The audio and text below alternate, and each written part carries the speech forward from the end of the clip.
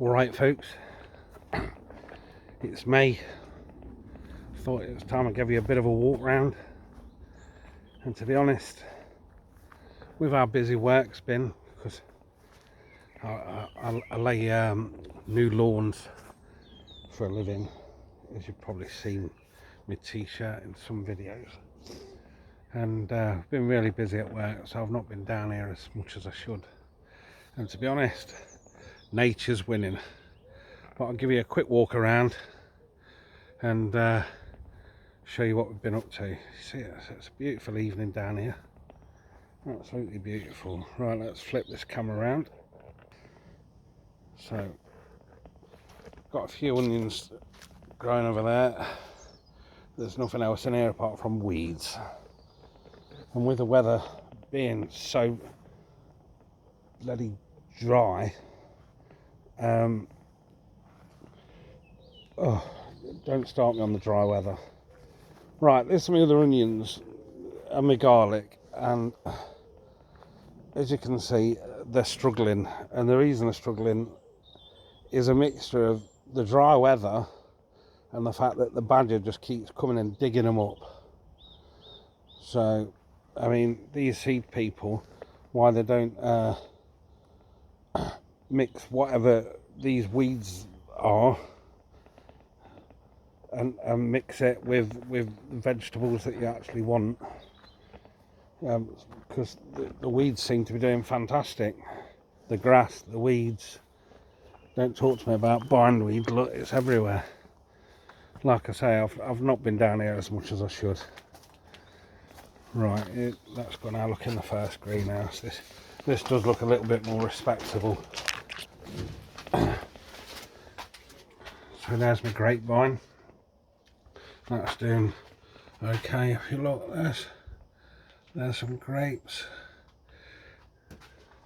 There's some more all about. So she's thriving in here. And then the only other thing that I've managed to get near up to now are these aubergines down there. And then I'm going to pop something else in the other side. So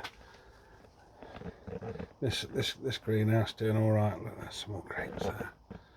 And some more there. And there's some more up there. So we should have grapes.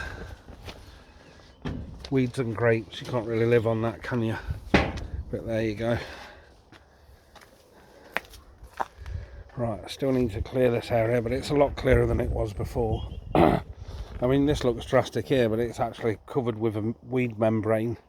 There's a weed membrane with weeds growing on top of it, so it shouldn't actually be too hard to clear, and hopefully I'm going to get round to that this weekend. Right, the badger hole still down there.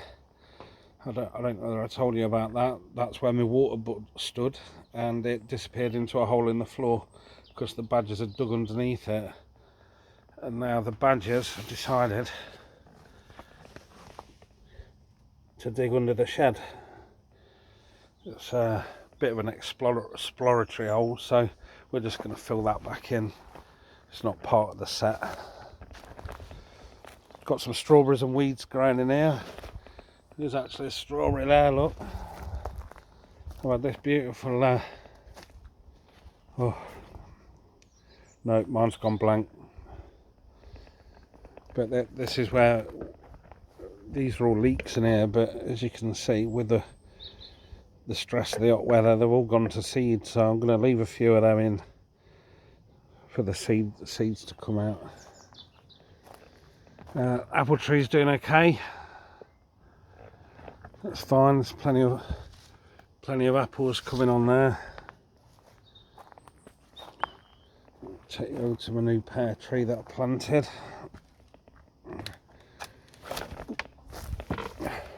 Tripping up on the way, and as you can see, even though we've only just got it in the ground this year, it's got some pears coming. I mean, realistically, maybe I should cut a few of them off, I think, in this first year, just to give it a chance.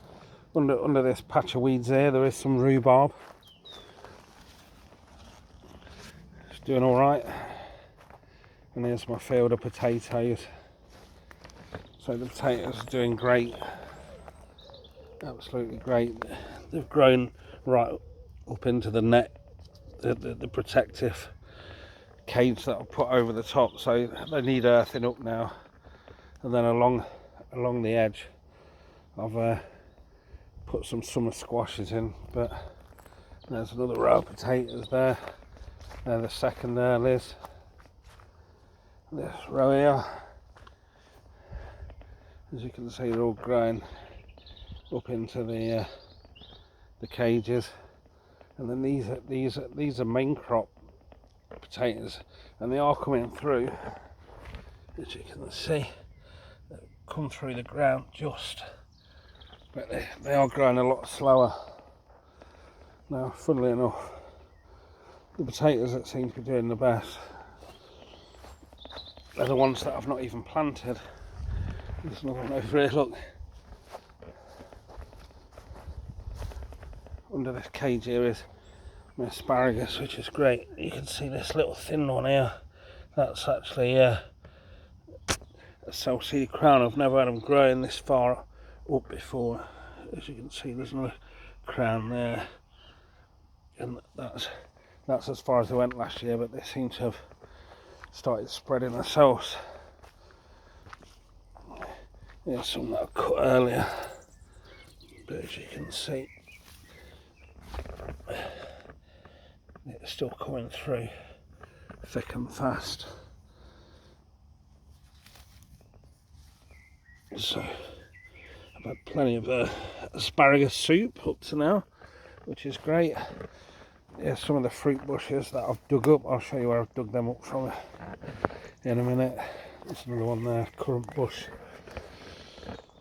Still stuff in the greenhouse, more weeds, but still stuff that just needs potting on and getting out. But like I say, I have been struggling for time. Now, second greenhouse, I don't know if I've mentioned this. I put this up earlier in the year, but didn't actually do a video on it. Just about to cover the ground, put a couple of slabs in here, and then we'll fill around the edges with compost. Get some tomatoes going in there. They are in a greenhouse, I own the tomatoes, as you can see, like. So that's 3 greenhouses I've actually got now. Bit of extra garlic in there with some more weeds. Some more summer squash been plonked in the end there. Now, here's the controversial bed that the badgers decided to dig up as soon as I planted stuff in it. I've got some broad beans popping up through there now, along with the weeds. Now I've got some beetroot growing, but as you can see from, let's see if you can see it, this hole, we've got a mole in the bed. So someone has told me to put bottles on top of canes, and this rattling around on top of the cane actually upsets the moles, so they move on. Courgette's not really growing very well, but you don't get a massive amount of sun on this top part of the plot. That said, the shallots are doing okay, and the carrots have come out there, look, which is great, because I thought I'd lost them to the badger attack. There's the other row of shallots. Some more carrots come through there. Now these plants here, I think they're calendula that I had planted in that corner last year, and they've self-seeded from it. But some more shallots going on at the end there. That's great. Another potato that I didn't plant myself, but there it is. And another row of shallots, and another row of shallots, and look, another mole hole, and another mole hole. So not only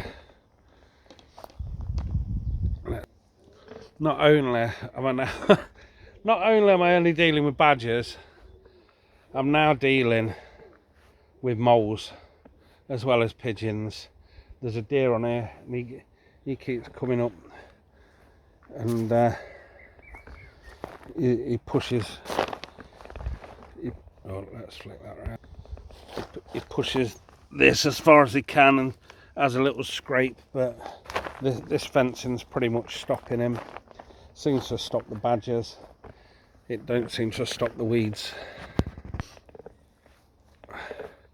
So it is what it is. Right, let's flick that. Right, so there's my apple tree, and you can see this black tarp here. I'm actually going to put another bed in there, and that's where all the fruit, someone had planted it round this apple tree. This is a cooking apple tree, and they planted it all round, but it outgrown the tree. I've had to, you can see the bit of wood that's in there. The tree was actually falling over. It had not been looked after, and I think someone's trimmed the back too much and let it grow out, and it's because it reaches for the sun because of these big trees in the back causing shade, so it's been reaching out trying to get into the sun, and so it's sort of grown lopsided and made itself heavy, which made it kind of try and topple over. But I think I've got it in time. I've put that post in there to keep it propped up, and I took all the fruit out around it so it can get more sunlight anyway. And then up here at the top, just got some runner beans growing. Basically I've chucked them in because I got a letter from the council, and they deem this top part where I sit and have a burn up, that's a fire pit. You probably can't see it very well.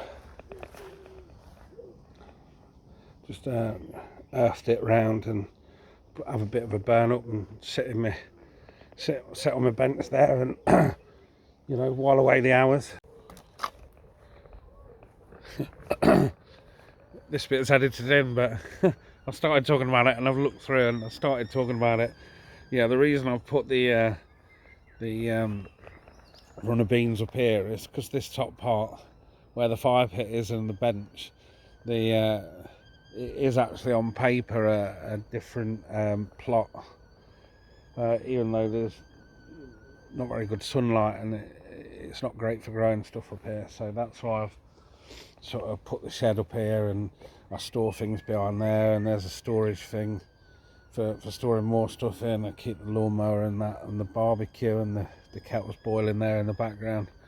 They deem this as a separate thing, and I got a letter to say there's no cultivation occurring on this plot, which, you know, when you look at everything else that I've got, you know, you do need a storage area and the rest of it, but councils be councils.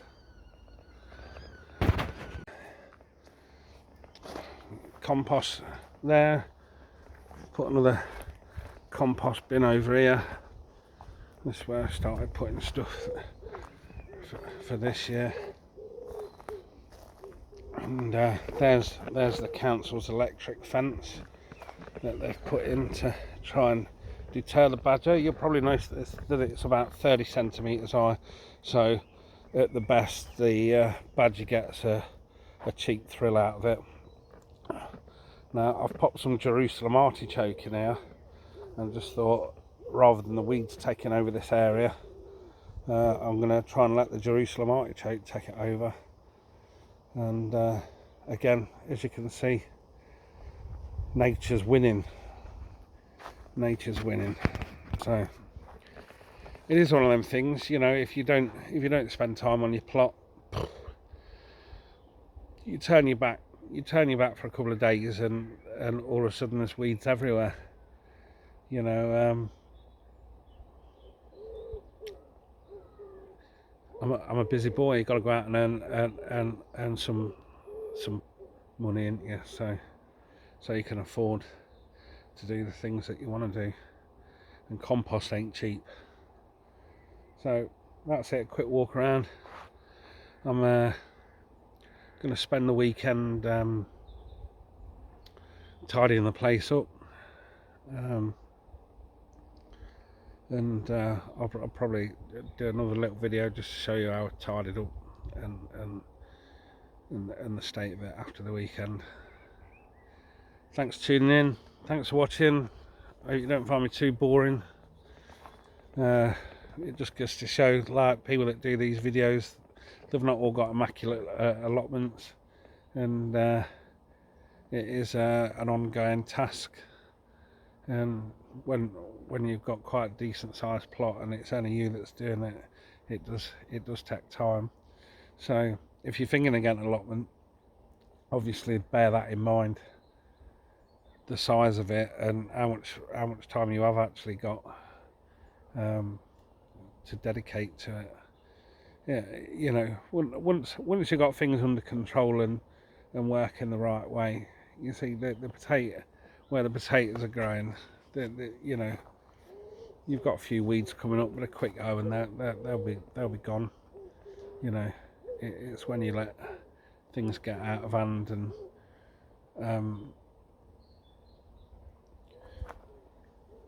you know, you've got to work round the plot, like the bits that I've not touched yet, they've gone a bit wild, but once I'm on top of it and I've covered things over or created a bed in that space, then it is a lot easier to manage. But with these bigger projects like moving the fruit bushes, I'm going to put a fruit cage in next to the potatoes. But and obviously I spent some time putting another greenhouse up. But now them bigger projects are out the way, we can get back to the task of getting stuff growing again. There's plenty of time. There's plenty of time. You know, the tomatoes are in the greenhouse at home, so they're just ready to plonk in the greenhouses and that, and various other stuff. So it's not like you know, I'm that far behind. Once I've chopped a load of the weeds back and sorted out, we'll be good to go and we'll be back on track. Cheers guys, speak to you soon.